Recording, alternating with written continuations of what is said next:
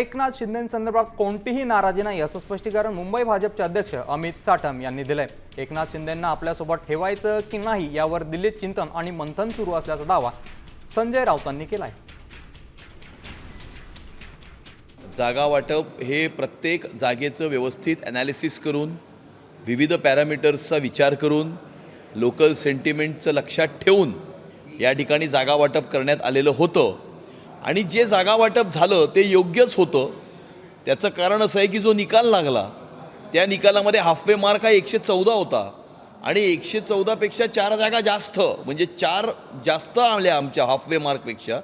त्यामुळे 118 जागा जिंकून महायुती एक स्पष्ट आणि पूर्ण बहुमत महायुतीने प्राप्त केलेलं आहे। हा त्यांचा अंतर्गत प्रश्न आहे।